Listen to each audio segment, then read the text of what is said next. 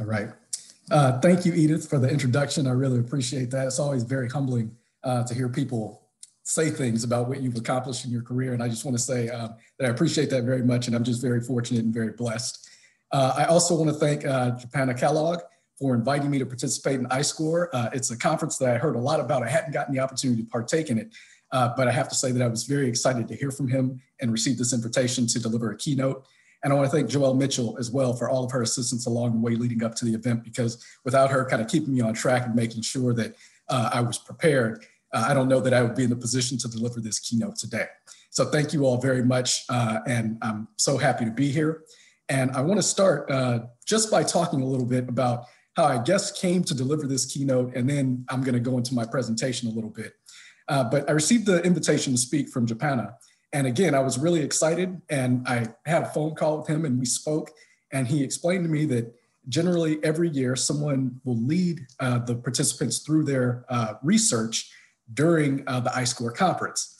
And so, you know, that sounded great to me because I'm committed fully to what I affectionately call the work, capital T, capital W. And I said, whenever I get these opportunities to step in and do the work, I want to take them. So we spoke, had a great conversation. It was fantastic to meet Jopanna, and then we got off the phone and kind of went our separate ways. And I started thinking about what it was that I wanted to talk with you all about today. And then a little time passed, and it dawned on me that I forgot to ask a pretty significant question. And that question is, what is it that people usually say about their research, or what is it that they do when they guide the conference participants through their research during their keynote? And I kind of felt like that was an important question. So I said, I better reach out to Jopanna again. So I called him and we talked. And he said something that was really important that stood out to me. He said, first and foremost, he said, put yourself into it. And that was his tip. And it was good advice because on the one hand, I said, okay, well, I can do that. And on the other hand, it was challenging advice for me because if any of you in the room know me, you know that one of the things I hate more than anything is talking about myself. It's just something that I don't do very well. And when it comes to the work, I rarely make it about myself because I always say, this is not about me. It is about the work. But at the same time, it was good advice. And so where I decided that I wanted to begin today was simply by taking you all on a little journey about how it is that I came to participate or engage in doing the work using film and media. And this all started, I'm going to go back to my childhood, and it began with my love of television. Growing up, there was nothing I liked to do more than to get my desserts. And you have to understand that I grew up in a household where there was always something sweet on hand because my mom loved to bake. So there was going to be a pound cake or $1 million pie or pumpkin bars or some fruit cocktail concoction that she mixed up together that we never knew how she did it, but it was delicious. That was going to be in my house. And so me and my brothers and my parents, we would all get our desserts and we would go to our den and we would sit down and we would watch television together. Sometimes we watch classic shows, might be my mom's favorite show, which was I Love Lucy. We might watch Andy Griffith together, or we might watch more contemporary shows. And I'm coming up in the 70s and the 80s. And so we might look at something like Heart to Heart, or we might watch The Jeffersons. Now, you may have noticed that the name of my presentation today, and I'm going to put the PowerPoint up here in just a second, is Meditations on Blackness, Film and Media Representations.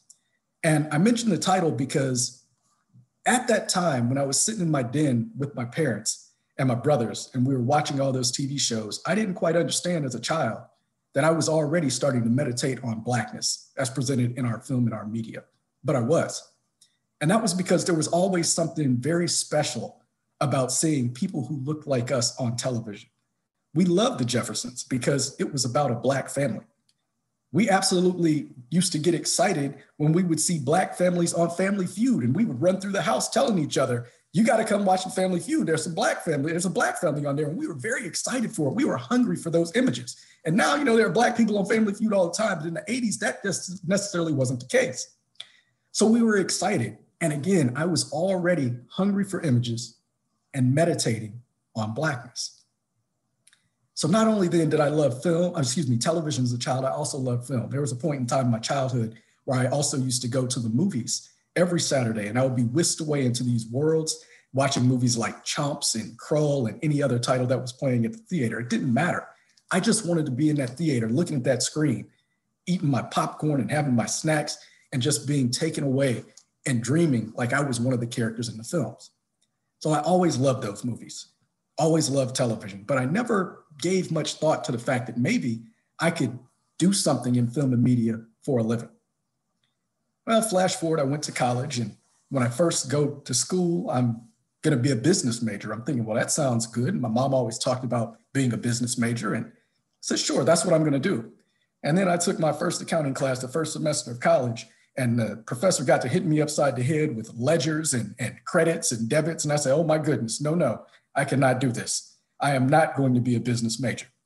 So unlike college students, because I know this never happens to students in college, I decided that I was going to change my major and I was going to focus on advertising. I met an adjunct professor there. His name was Russell Disberger. And he talked to me about the advertising industry. And I decided, I think I can make a living doing this. So I wanted to conceive of commercials, write jingles and slogans, do things like that. And this was when I was in community college out in Garden City, Kansas. So I decided that that's what I was going to do. And I left there after completing my 2 years, and I moved on to the University of Missouri, Kansas City, where I was a communications major with the desire to go into advertising. So that's how I was going to use that degree to break into that world. And while I was there, I became a walking cliche. And what I mean by that is I became a cliche because I took one class, and I feel like you hear people say this all the time, that changed the trajectory of my life. That class was called Silver Screen in the American Dream, and it was offered during the fall semester of my senior year of college. In that class, we met at this theater called the Tivoli, and they opened up the concession stand for us so we could get popcorn and milk duds and juicy fruits, and we would go to class on Tuesdays, and we would watch films. And I'm talking classic films like The Gold Diggers of 1933, films like The Public Enemy, Sunset Boulevard, Chinatown, Rebel Without a Cause, all on the big screen, just as they were supposed to be seen. And then on Thursdays, we would reconvene in class in that theater again. And it was a collaborative effort. So there were 3 professors. There was one who was from the English department, another from the history department, and another from the communication studies department. And they would come in and they would analyze and critique these films, and they would talk about them from their various disciplines. And it was in that moment I said, oh my goodness, wow. Look at what film can do. Look at what it can tell us about society and our world. And I also started to learn that there's this line that perhaps we shouldn't say about film and media more broadly, and that is, it's just entertainment. Nothing could be farther from the truth. There's always more going on in film and media than just entertainment. After all, we are talking about multi-million-dollar industries. So we have to break out of this mode of saying things are just entertainment, because nothing could be farther from the truth. And so what I learned as I had this revelation that, oh my goodness, I can maybe have a career teaching and talking about film and media and using it to engage in the work of social equity, what I learned is that there was a whole history of African-American representation that I didn't know about. Even in that class that changed my life, many of the films did not prominently feature Black folks. So in this presentation today, I kind of want to take you a little bit on that journey and tell you what I learned once I started studying film and media more broadly. So I'm going to share my screen now and go ahead and start talking with you all about this presentation a little bit more specifically.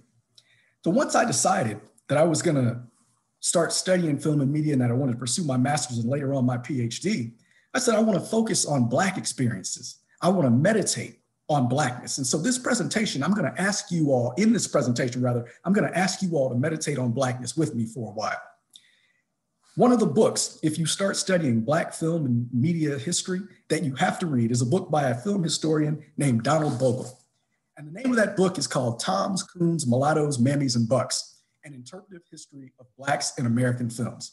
And again, this is the text. This is where you have to begin, because ultimately what this book tells you is that it delivers a history signifying that film has historically been an extension of United States racism. Now, this was a deeply disturbing revelation for me, given that I liked film so much when I was growing up. But when it came down to Black representation, I quickly learned that this also was engaged in depicting Blacks as second-class citizens and perpetuating and reinforcing the most egregious stereotypes that exist about Black folks in this country and in the world more broadly. And that was tough. And what Bogle does in this book is he gives us a framework, these caricatures through which we can view and understand film and what it was that the cinema was doing to the Black image. In particular, he starts off with this caricature called the Tom. And this character, and these are brief descriptions, they go in much more detail in the book. This Tom is a likable character, and they know their place, right? They're very loyal to whites. And here's an image of Bill Bojangles Robinson playing the devoted Tom alongside Shirley Temple. And it's a character that endears themselves to whites because they know their place. They're not uppity. They don't step out of line. They don't demand things like equity and inclusion. They know their place. You are second class and you should be happy in that position. The second character type that Bogle talks about is what is called the Coon. And this is a lazy, unintelligent, unreliable character type. In films, these characters love eating watermelon. They'll do anything to avoid work. And they're just there for comic relief. They're to be laughed at. They tell us that Black is funny. It's not something that needs to be taken seriously. And in many ways, they're so childlike and lazy that if they had independence, there's no way they could take care of themselves. So in some ways, this character operates as a justification for slavery, for enslaving Black people. Here we have an image of an actor named Willie Best, who played a range of coons in any number of motion pictures. In addition to the Coon, we also have what is called the Mammy. This is one of the most popular caricatures that exist in cinema. And this character was sassy, overweight, bossy, overbearing, and loyal. She also is kind of like Tom in that she endears herself to white audiences, and therefore she becomes someone that's likable because she also knows her place. This is an image of perhaps one of the most beloved screen mammies in the history of cinema. This is Hattie McDaniel playing a character whose name is Mammy in the film Gone with the Wind. She ultimately becomes the first Black person to win an Academy Award playing this character. She wins for Best Supporting Actress. And again, this is in 1939. We also have a character that's called the Tragic Mulatto. Okay? And mulatto is a derogatory name for a character of biracial ethnicity. And here, this character in films, when they appear, they're likable and they're sympathetic. And that's because they have white blood in them. But at the same time, they're confused about their ethnicity, so they're tragic. So therefore, we see these characters, they're always sad. They want to pass and be white, but they can't because they have Black blood in them. And this character functions as a warning against interracial relationships, saying we don't do that. We don't mix races, because if we do, we will have these tragic children who don't know where they belong in the world. So in that way, this character functioned as a warning. This actor that you see here, her name is Freddy Washington. She performed the Tragic Mulatto character in a film called Imitation of Life. She actually was a biracial character in cinema. What you learn is that sometimes they would have white actors play biracial characters, but she actually was biracial and a fantastic actor. However, Hollywood didn't quite know what to do with her because she was actually a Black woman who could pass for white. They didn't know what to do with her, so her career never really took off after the film Imitation of Life, which came out in 1934. But she is wonderful, and we do have to give her due, even though she was forced to play this tragic character. In addition, there's also a character called the Buck. This character is violent, oversexed, and savage, and they want nothing more than to wreak havoc. They also pose a threat to white women because they want to sexually assault them. At least that's what film would have you think. This image of the Buck is probably the most overt representation that we've ever seen in the cinema. It's played by a white actor named Walter Long, and he's in a very unconvincing blackface playing a character named Gus in D.W. Griffith's pro-Ku Klux Klan film, The Birth of a Nation. And again, this is egregious. And if you think about all of these characters together, if we meditate on what these images are telling us about Blackness, what we come to learn is that they were saying that we were violent, we were lazy, we were dangerous, we were oversexed, we were savage, we were unintelligent, all stereotypes that we continue to hear about Black people today, which is important, right? And this is why we need to continue meditating on Blackness and think about the ways in which what we see on cinema screens and on television is more than just entertainment. And it's interesting to note, though, when we start talking about all of these characters, this is more than just about live action films. And I want to demonstrate this by showing you a clip. And these images are probably going to be disturbing to some of you, but it's from a film called Scrub Me Mama with a Boogie Beat. And I want you to sit back and for about a minute and a half, I want you to meditate on Blackness that you see in this cartoon with me.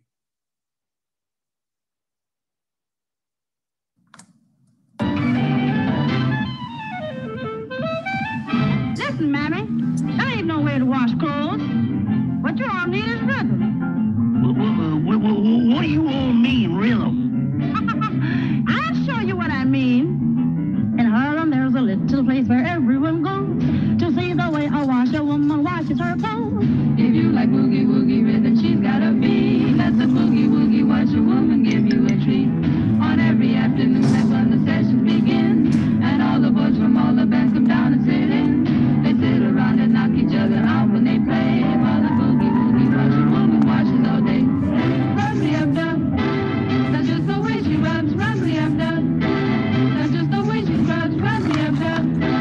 She wears her all the dub. She rubs and rubs the knuckles right on down to the nub. Rub me up, dub. That's how she kicks it off. Rub me up, dub. She keeps the notches off. Rub me up, dub. Cause someone hollers off. Rub me, mama, with the boogie beat. You really ought to visit there if you've never been. It doesn't cost a penny, just come down and walk in. If you like boogie woogie rhythm, you'll get a treat. Let the boogie woogie washerwoman give you a beat. Rubbly up dub. Rubbly up dub. Rubbly up dub. She rubbed and rubbed the knuckles right on down to the nub, yeah. So here, what we have then, and I hope you all can see this okay, is these images of blackness. And I ask you to meditate on them with me, because if you look at them, you can see that blacks are depicted as grotesque, look kind of like animals, and they're shucking and jiving. Of course, naturally gifted entertainers, another stereotype that's associated with black folks. They just love to sing and dance. And all of this was played off for laughs. Black people are funny. We're to be laughed at. We're like animals, right? And if you meditate on blackness and you look at these images, my question becomes, how could you ever look at this and say, it's just entertainment? There's always more going on in our film and media. And this is why we have to meditate on blackness. But it's important to note that it's not just about images like this that denigrated blackness. This can also be about uplift as well. And when I talk about uplift, what I mean is some characters who stood up and were trailblazers, pioneering actors in Hollywood who paved the way for the people that we see in film and television today. For example, I'm talking about people like Paul Robeson, who attended Rutgers University, who was a collegiate football All-American, who was a classically trained opera singer, and demanded that if I appear in your movies, you treat me like a man, Hollywood film producers. In addition, I'm talking about people like Hazel Scott, who was a classically trained pianist and said, you will not make me a maid in films. I will not be your Mammy. I will appear in your film as myself playing the piano. And so she did. She never played a character and refused to play a maid. That was dignity. I'm talking about people like Dorothy Dandridge, who became the first Black woman to receive an Academy Award nomination in the Best Lead Acting category for her role in Carmen Jones.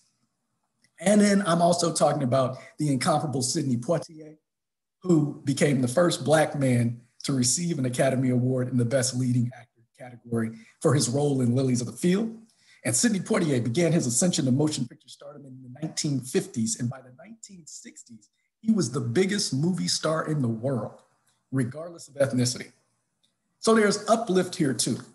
And the efforts of all of these actors, right, led to the development, or excuse me, the emergence of some pretty bad cats in the 1970s, right? And you might say, well, what are you talking about, bad cats? What do you mean? I mean characters like we had never seen in cinema prior until the 1970s. People like Shaft, right? People like Ron O'Neal in the movie Superfly. People like Pam Grier, who starred in Foxy Brown. And then former model turned actress Tamara Dobson and Cleopatra Jones. They appeared in a slate of films that came out in the 1970s called Black Exploitation or Blaxploitation cinema. And these were some bad characters. You might say, well, how bad? Well, let's take another look at a little clip. And I just want to show you the opening scene from Shaft.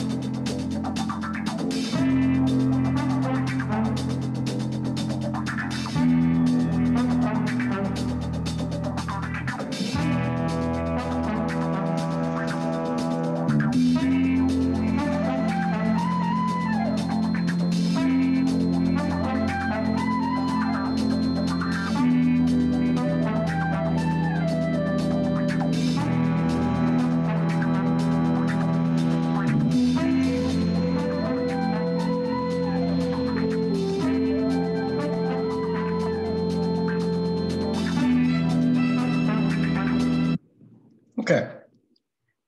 Now I ask you to just think about what it is that you've seen here. And some of you might go, well, he's showing us a scene. Well, nothing really happens. He's just walking. And that's my point exactly. When we meditate on this image, we notice that this is some 30 years after the Scrub Me Mama with a Boogie Beat song. So we've evolved in motion pictures. We've gone from being treated inhumanely, and thanks to the efforts of like those actors that I mentioned, we are now seeing this person being humanized. So in 1971, you have to understand this is groundbreaking stuff. We had not seen a Black character like this. So we have Richard Roundtree here as the star of Shaft. He comes out of that subway looking as handsome as he can. He's dressed to the nines, and then he walks through the streets of New York City owning it. He's unapologetic in his Blackness. He hadn't seen this in films before.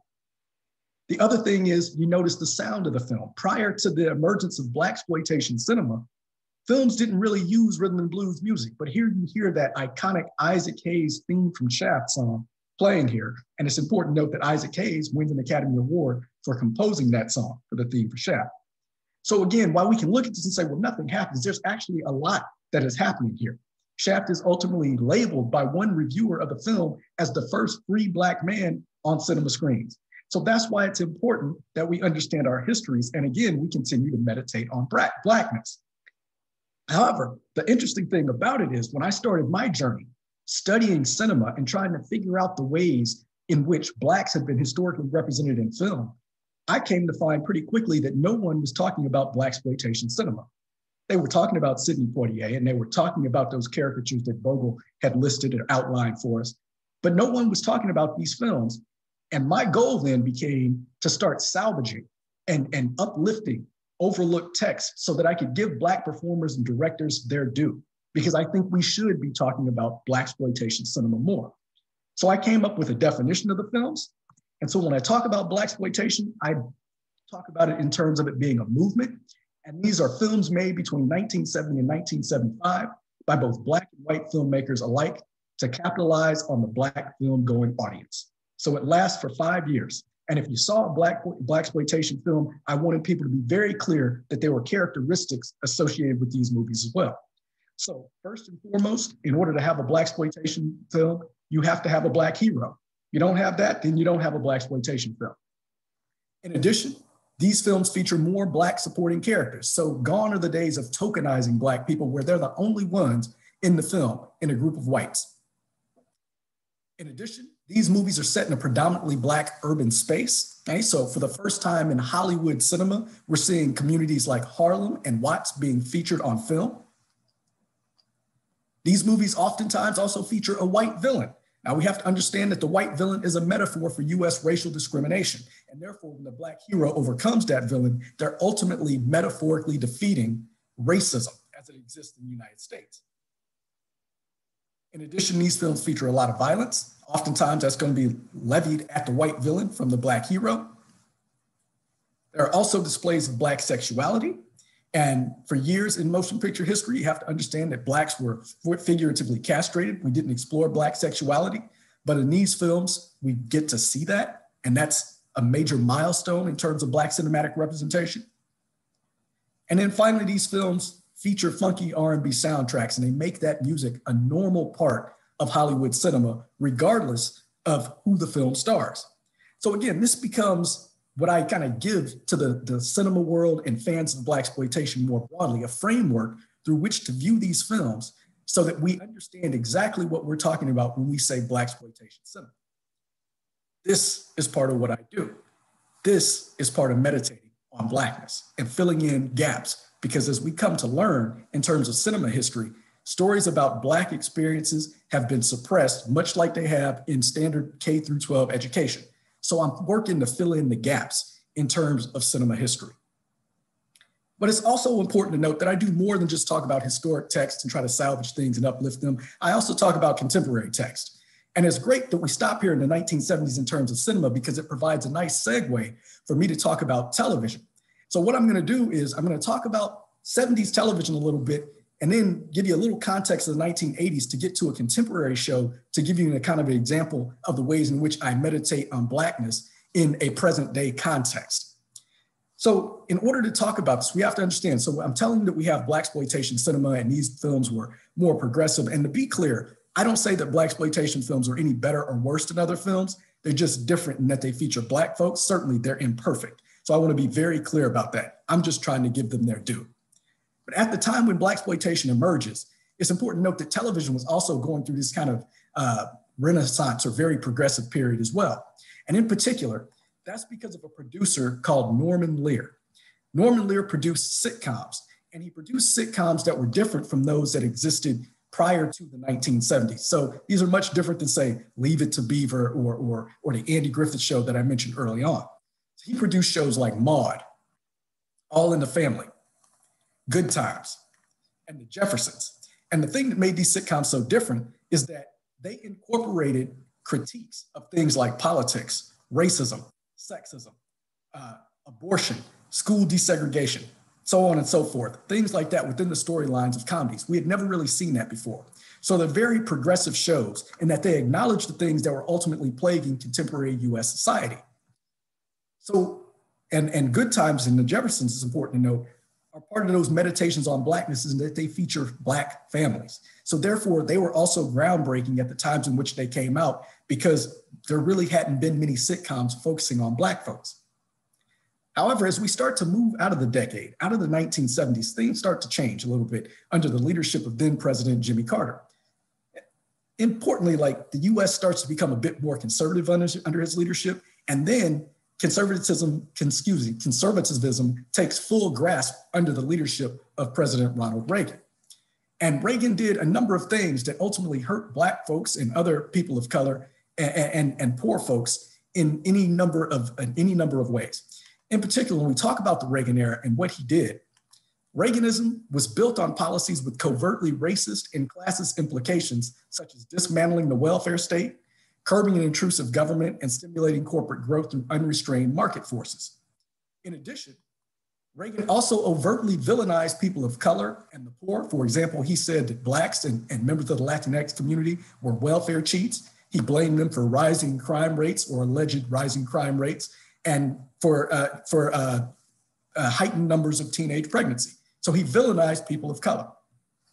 In addition, he froze the minimum wage at $3.35 an hour, cut the budgets for public housing and Section 8 rent subsidies in half, and he eliminated anti-poverty programs, and he did so all under this phrase in a way, or did so in a way that he said it was gonna, quote, let America be America again, unquote.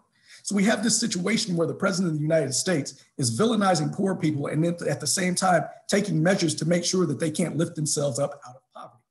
This is Reaganism in a nutshell. And it had a tremendous impact on communities of color and poor people as well. Now, I go through this to say, because we get this context, I always want to provide historical context in my research. And I go through this because we have to understand that during this era, this had a tremendous impact, rather, on the televisual landscape as well. We move away from those progressive Lear comedies to more conservative television. And it's during this time that we get this really paternalistic conservative strategy that's used when putting Black people on TV. And what I mean is, it is a strategy that is called, we gonna frame Black folks in white existences, because boy, are they much more interesting when they are around white folks. Now we see this first beginning in 1978 and on through the 80s on a show called Different Strokes. Okay? If you don't know Different Strokes or you're unfamiliar with it, it stars Conrad Bain. His name is Philip Drummond, and he's a rich white millionaire, and he used to have a Black maid. And he told her that if anything ever happened to her, that he would take care of her boys. Well, he's true to his word. She dies an untimely death, and he goes and he relocates them from Harlem to his swanky high-rise apartment on Park Avenue. And from there, hijinks ensue on the series. The show, though, is interesting because initially, early on, it kind of talked a little bit about race and that people would be stunned to learn that Philip Drummond, this white man, had 2 Black boys. But as we move into the conservative ages, again, think about that historical context, the show becomes conservative and starts focusing on more universalized themes, things like dating and sibling rivalry. And then every now and then, it would mix in this occasional, a very special episode during which they might tackle something like the dangers of hitchhiking and child molestation. This show becomes very popular, and as you can see, it runs for about 8 years. In addition, we also see the framed blacks and white existences formula on another show that comes out in the 80s called Webster. This runs from 1983 to 1989. It's developed for little Emmanuel Lewis, who you see here standing in the middle. He was a child star, and the setup is very similar to Different Strokes. In particular, little Webster has to go live with his white godparents, George and Karen Papadopoulos, after his parents die in a car crash. He goes to live with them, and this show is even in some ways more conservative than Different Strokes, and that it too focuses on universalized themes. Things like Webster's attempts to make the football team, or the importance of friendship, how difficult it is to parent. And it also followed the Different Strokes model to the letter, so much so that it also mixed in its own very special episodes.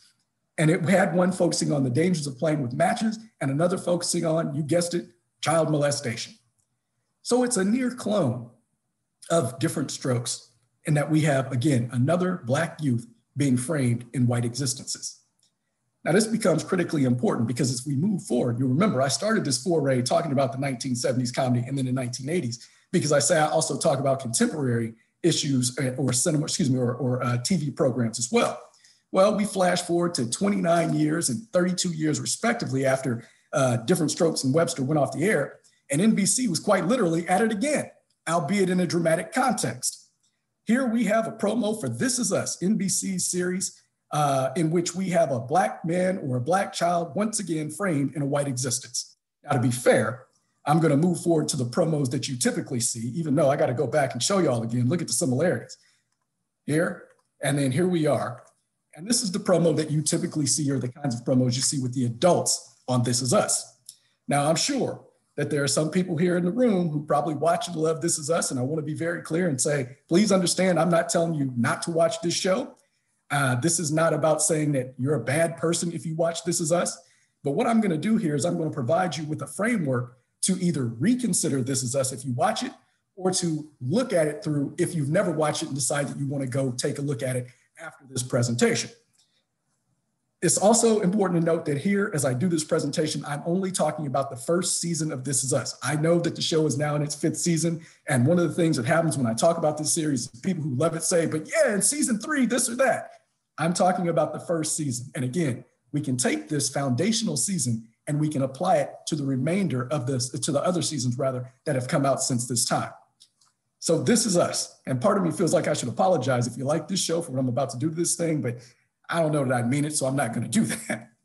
But in all seriousness, let's talk a little bit about This Is Us. If you're not familiar with the show, the context in which it emerges first and foremost is eerily similar to the context in which Webster and Different Strokes emerged. Importantly, this show comes out as former President Barack Obama is leaving the White House. And what we had seen at this point in time was on the campaign trail, Donald Trump, the person who would ultimately assume the presidency, had denigrated members of the Latinx community. He had villainized Muslims, denigrated women, and talked about Black folks as if they were a monolith, all under an eerily similar slogan, Make America Great Again. So the context is eerily similar. If you're unfamiliar with the context of the show or the content, the show chronicles the Pearson family, that is Jack, the ruggedly handsome and uber-devoted father, Rebecca, the equally attractive and devoted mother, and then their 3 triplets, Kevin, Kate, and Randall. We get glimpses into their lives in the present day, and we also learn about them through flashbacks on this show. And so we learn things like we see how Jack and Rebecca met. We learn about their decision to have a baby, their shock when they learn that they're ultimately going to have triplets, how sad they are when they lose one of those triplets in childbirth. And then we learn about their decision to adopt another child who was abandoned at the hospital on the same day that their twins were born. And that's where a lot of the drama on This Is Us comes from. For the baby that they decide to adopt because they're determined to raise 3 children is Black and they're white. So again, we kind of see this retread where we're going to frame a Black existence in a white family. This Is Us then delves into similar tropes and brings on other tropes that we don't necessarily see in Different Strokes and Webster here as we take this foray or this journey into the Pearson family's existence. For example, let's talk some about Randall. Randall Pearson is 2 times as good as everybody else when we meet him. And it's almost as if he has to be, We meet Randall, we learn that he's very intelligent. In fact, in flashbacks, we learn as a child that he's actually a gifted student, right? He works as a weather commodities trader in New York City, and he lives with his beautiful family in a very upscale neighborhood, and he has made it. And here we have a picture of Randall and his family. And this is all interesting because, again, I don't want to downplay the significance of having a Black man on television who is so well-rounded and so significant. Again, this is not to take away from him, but it's saying that somehow instead, that in order for Randall to exist in this world, he somehow seems to have to be twice as good just so that he could fit in, right? And if we compare him to his brother, Kevin is an actor, but he doesn't even really know if he's a very good actor. He questions his own talent. So maybe he's made it in spite of his ability to act and not as a result of it. We compare Randall to his sister, Kate. She's just Kevin's manager, so she hasn't really gone out and found a great career herself. And so he seems to be twice as good as everybody else, as if he has to be. And we know that that is something that we say about Black folks and other people of color all the time. In order to be successful, you have to be twice as good, right? And in essence here, Randall is twice as good seemingly just so he can fit or be framed in this white existence. When we first meet Randall, and we look at this image of him with his beautiful wife and his beautiful little girls, we can see that he has it all. But at the same time, there's one thing that's missing from this character. He yearns to know his biological father, whom he eventually tracks down with the help of a private detective. And his father's name is William. He meets William, they hit it off instantly, and Randall moves him in with he and his family so that they can bond. While they are there, William recounts the story of how he came to abandon Randall. In recounting that story, we meet William, we see it in flashbacks rather. He is a aspiring 20-something musician and writer who one day meets a young woman named Laurel while riding a city bus. The two quickly fall in love, and then they become doubly irresponsible. One, they get hooked on drugs, and two, they end up having a baby. Now, it's important to note, right, that during this time, this is all set in the 1980s. So therefore, we have these two Black people who ultimately fit to a T the description of what Ronald Reagan was saying about Black people in the 1980s. You're going to be careless, you're going to get babies that you can't take care of, you're hooked on drugs, and therefore in that way, This Is Us ultimately upholds Reagan-era conservative ideologies that are racist about Black people, right? As this show moves on, we also learn that Randall's mother passes away during childbirth and William can't take care of him again, just as Ronald Reagan said Black people would not be able to do. They can't take care of their children. So he is the embodiment of problematic 80s discourses. As a result, he takes William and he leaves him at a fire station, knowing that he is hooked on drugs and he can't take care of him.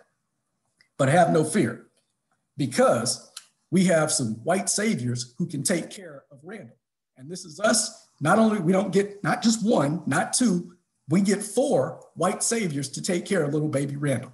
If you're unfamiliar with the concept of white saviors, these characters, we kind of transition or use the definition that's used in film. They're messianic characters who, after encountering challenging circumstances, learn valuable lessons about themselves and their culture as they work to rescue members of other racial groups from terrible fates. Moving on, quote, white lead characters or a white lead character gets credit for vastly improving their life, theirs being the person of color, thus diminishing the autonomy and jurisdiction of the person of color. So again, we see this trope in NBC's This Is Us. First, are we at the white savior in the form of Joe the fireman, who is the character who finds Randall abandoned outside of his fire station. Now, it's really interesting because when Joe finds the baby, his initial action is to take the baby to his house.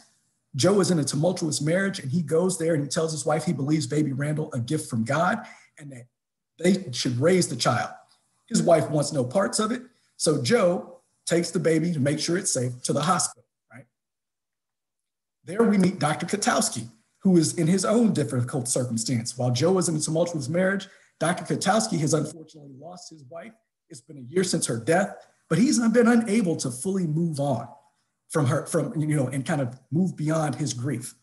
So there he's struggling. Dr. Katowski happens to be Jack and Rebecca's doctor, and he is the one who has to inform them that their third child passed away in child labor, and certainly that is tragic, and we do not make light of that, right? And he tells them that their child passed away, and he talks to Jack about when life gives you lemons, making lemonade. That uplifts Jack's spirits a little bit, though he is feeling down. And seeing how strong Jack is in the moment kind of gets Dr. Katowski to say, I'm going to recommit to my life, right? At this point, Jack and Rebecca, the third and fourth white savior, decide they're going to take baby Randall home. And it's interesting because, again, they're dedicated to raising children. And even though they take him home, one of the things that they don't seem to notice is the fact that little baby Randall is actually Black. They don't think about it. And in this way, This Is Us perpetuates post-racial or colorblind discourses. Essentially, post-racialism and colorblindness purports that the US has moved beyond racism, something that we know, if you're paying any attention in a 2021 context, we know is not true, right? When you look at the Capitol riot and see people up there carrying Confederate flags, that tells you something about where we are in terms of racism here in this country. And ultimately, we have to understand that there's a danger in post-racial discourses, as anti-racist activist and scholar Tim Weiss tells us, or problematizes. He says that colorblind ideology actually discourages discussions of racism, even ignores them, and as such makes it more difficult to challenge racial biases and discrimination. Therefore, we have to understand that a show like This Is Us, by perpetuating these colorblind discourses, they do so to uphold white virtue, meaning that the characters just kind of look around at each other like, what is this thing called racism? And when did this become a thing? Because they don't seem to care about it. They're colorblind. They just love people. The impact of that is that when something does happen that pertains to race in the narrative, they just get to stand around looking like awestruck victims of sorts, even though we know that racism is real and alive and well. It's also interesting to note then when we talk about meditating on Blackness, that Blackness is depicted opposite the way that whiteness is. This show is very much about white virtue, but ultimately, just like on Different Strokes in Webster, we see an evil Black threat come to the family on This Is Us, and the evil Black threat kind of disrupts white heteronormativity, excuse me. So on Webster, on Different Strokes, for example, we see it in the form of Reggie Jackson, when Willis, one of the Drummond boys, decides that he wants to use Reggie Jackson as a stand-in for his father instead of Mr. Drummond, so that he can win a father and son contest and beat his braggadocious friend. We see Reggie Jackson show up and he's fit. We see him here with the weights, and compared to Mr. Drummond is scrawny, and he knows that Reggie Jackson is Black, just like Willis, and therefore he's a little fearful that he's going to lose his son. This is ultimately played for laughs, but still there are racial implications to Reggie Jackson's presence here, disrupting white heteronormativity. In addition, we see it on Webster when Catherine, one of her friends named Dr. Franklin, visits. Now, Dr. Franklin is an accomplished woman. She has a PhD in sociology, she has 3 kids of her own, and she specializes in placing youth of color in good homes. Dr. Franklin represents the threat because she outright tells Catherine that I don't think white folks should raise Black children. Again, Catherine then says, well, I kind of thought about it in passing, but boy, I just thought we were gonna be okay. I thought it would be fine. So we have this evil Black threat then coming to intervene, or disrupt rather, the Papadopoulos family. We also see it on This Is Us. We have the evil Black threat in the form of a woman named Yvette. And I'm going to show you a clip here from an episode called The Pool. This chronicles the Pearsons when they go to a public pool on an especially hot day. And the clip I'm going to show you is one in which Randall has wandered off from the rest of the family, and Rebecca is going to be looking for him. So I'll play this now. Randall? Randall? Randall, hello? Did you not hear me calling you? Hey, what are you doing over here? Oh, no. It's okay. I'm watching him. It's fine. I have him now. I'm sorry. I'm his mother. I was a little panicked. I'm Rebecca. We know who you are. You do? Oh, yes. When a white family has a Black child and they don't introduce themselves to any of us, we tend to take notice. Well, thank you for watching him. He's just not supposed to be over here. Not over here like that. There's nothing wrong with over here. I just mean that I want him where we can see him, where we're sitting in front of us. Thank you. It was very nice to meet you. Randall, come on. Let's go. Come on. Thank you. Actually, you stay right here. That's my son, and I'm his mother. And I don't know if you have some sort of problem with that arrangement, but also I don't really care. Thank you very much for watching my son, but I have him now. Okay. Okay. You need to get the child a proper haircut. The razor bumps on his neck. You need a barber who knows how to cut black hair. Come on. Hey, I told you to stay with your brother, didn't I? Sorry. Okay. Now I have to say, I think this is one of the most ridiculous scenes I've ever seen in any television show. There are a couple of things going on here. First and foremost, there is apparently some unspoken rule that if you were white and you adopt a black child, you got to go and introduce yourself to all the black people in your neighborhood. Now, I am not discounting the value and the importance of if you were white raising a black child, that you should teach your child about their history, culture, and identity and have them around people who look like them. That is important. But the way it's presented here, it's like it's some kind of obligation that Rebecca and Jack didn't know that they were supposed to live up to. In addition, apparently, if you don't go and introduce yourself to all the black people who live in your neighborhood, they're going to sit around obsessing and talking about you because their primary concern is taking care of your child. So again, the evil black threat kind of disrupting white heteronormativity, and then it's perpetuating these other fallacies about race as we look at This Is Us. As we move forward, I have to say though, Rebecca does have a change of heart here and realizes that maybe I do need some help. And so she goes and she makes friends with Yvette. She apologizes for exercising her white authority to check her and tell her that she is actually Randall's mother. And then the two get to be friends. And at this point, Yvette morphs from being or transitions from being the evil black threat, and she goes to become the magical African-American friend. If you're unfamiliar with this, this is again another trope that appears in cinema. And these are mysterious black characters who possess great wisdom or mystical powers, which they use to assist white protagonists. Moving on, there's a scholar, or excuse me, a writer named by the last name of Farley who talks about this. And he says, blacks are depicted as the all-seeing, wise characters because the screenwriters, read white Hollywood, who created them are fundamentally ignorant about African-American life and culture. He summarizes then that instead of getting backstories or histories, magical African-American friends, they get mystical powers. Now, this certainly can be applied to Yvette. Let's think about this here in the context of this show, this first season. We don't know anything about Yvette. We don't know if she is married. We don't know if she works. We don't know how many kids she has. But what we do know is she has infinite black wisdom that she can pass along to Jack and Rebecca. And that becomes her function in this first series on the 3 episodes in which, this first season in the 3 episodes in which she appears.